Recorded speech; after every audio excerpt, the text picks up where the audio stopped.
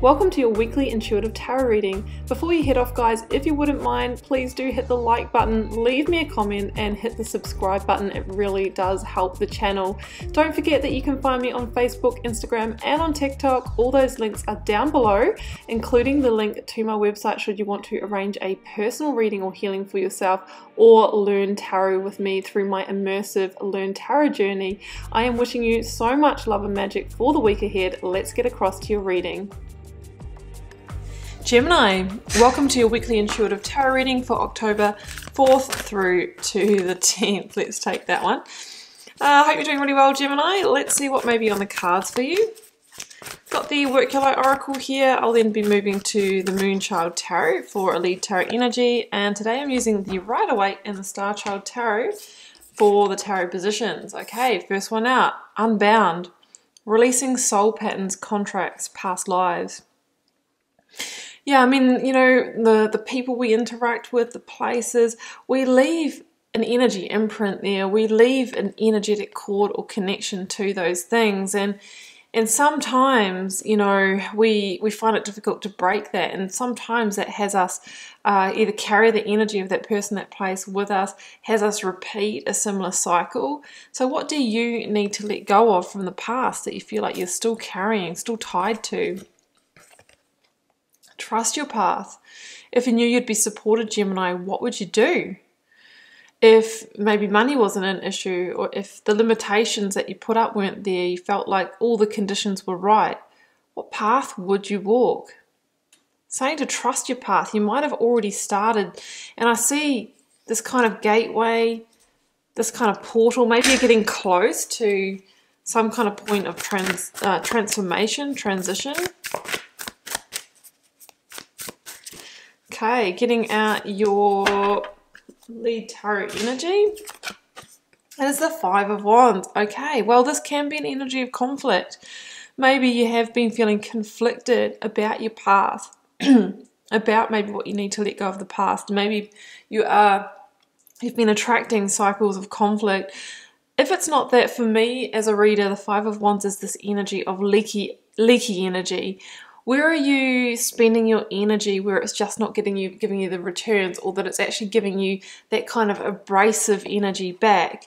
Where are things just not working for you? Where do you feel like you're just burning out? It's really time to address that.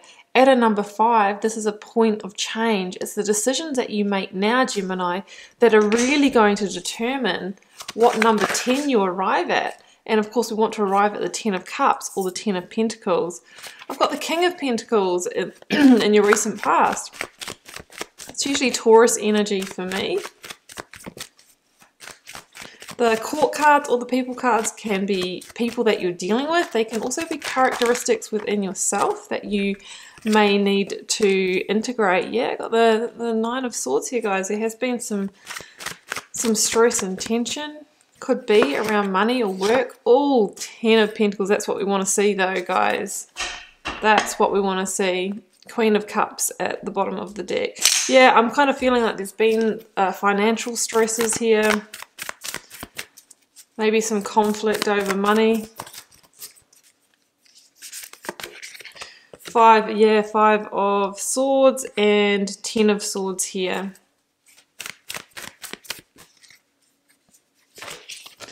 Ace of Swords, beautiful. And the Fool. Oh my goodness, I love that. The Tower at the bottom of the deck. I don't feel like I need anything else. Okay, it's quite a clear reading that's emerging here, Gemini.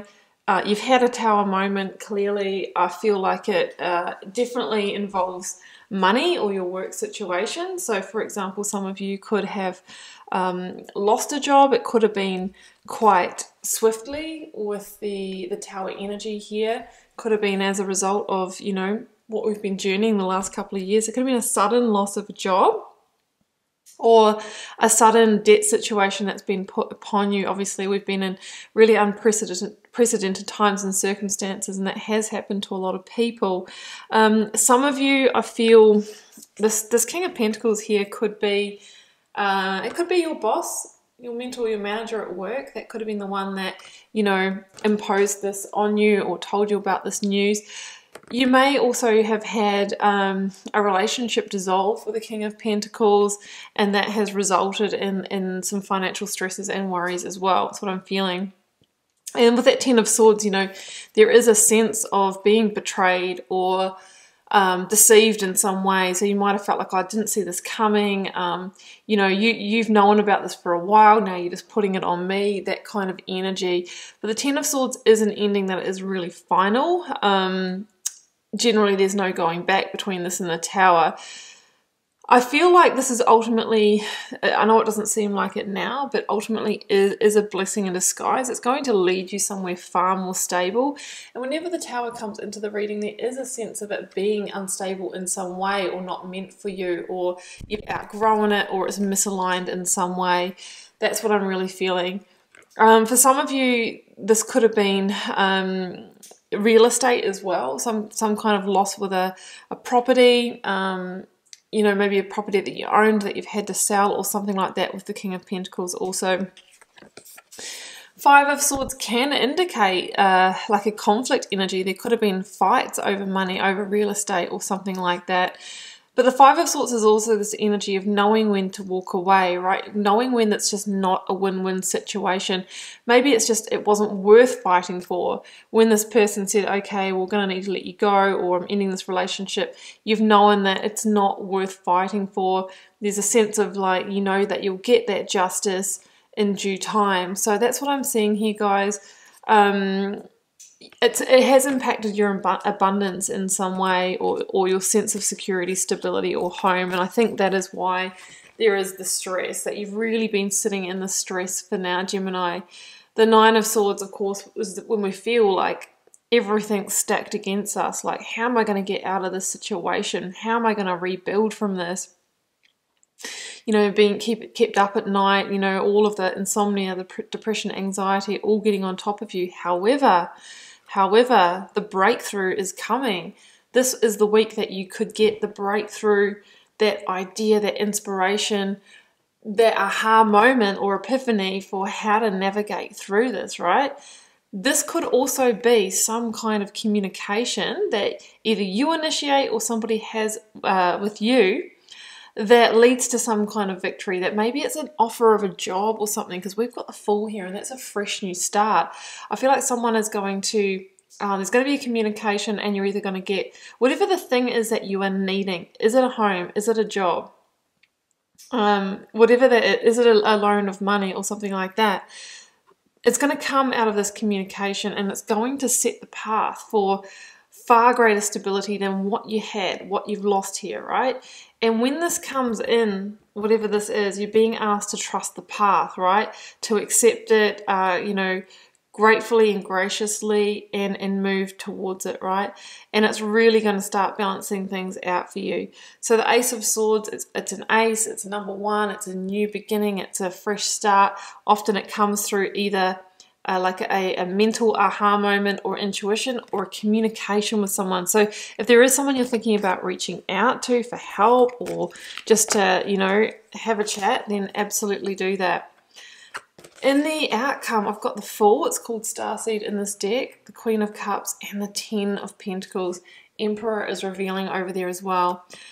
This whole situation is putting you on a new path, being asked to trust it. The Fool is the biggest card in the tarot of fresh new starts, new beginnings. And you're being asked to trust in that and step on the path anyway, because the previous one is finished, right? Ten of Swords is a very final ending. 9 swords plus 1 sword, another 10 of swords, and the Tower. Generally, when we've gone through a Tower moment, you know, we need to let it fall and crumble. If we patch it up, we just end up going around another cycle and coming back to another Tower moment. So that's been and done. Now it's all about the new path. But I do feel that, you know, you need to jump onto this path anyway. I feel like, you know, you'll know it's the right thing. Don't worry about how it's all going to work out, what the destination's going to be. We are just trusting and going in that direction. Queen of Cups, you may be dealing with a Cancer energy. That could be the person who reaches out to you, or you have that conversation with. If it's not a Cancer or water sign, it's somebody who is really in touch with your intuition, someone who's really compassionate and empathetic, someone who's really grounded, someone who's really got your back, that's going to guide you in some way, potentially, if that's where the communication is coming from. It could also be asking you to integrate the qualities of the Queen of Cups. So for you to become stable emotionally, for you to become secure, is going to be the key for you in moving forward. Now the Ten of Pentacles here, guys, like, I'm not saying it's going to go from the Tower to the Ten of Pentacles in 1 week, but I feel like this is where you're heading. If you stay focused, if you stay committed to this rebuild, you've got this real energy of creating an empire for yourself, of creating a home that's stable, that's solid, that's secure, of rebuilding your finances, building that best home, that best life. And it all begins by taking control, stepping into the driver's seat, recognizing an opportunity when it comes your way, and using that as the first strategic move in terms of this beautiful rebuild that we have here. So that is the reading. It's very clear, and I really hope that that gave you some guidance here, Gemini, and I wish you all the best if this is your reading. Do keep in mind it is a general reading for the collective, so it may or may not be for you. Feel free to drop me a comment if you're called to share. I read them all, and I try to interact with you all over there. Helps me get to know you guys, connect with your energy, and see what the collective themes are. It's been a pleasure to read your cards, Gemini. I will see you back here next week. Bye for now.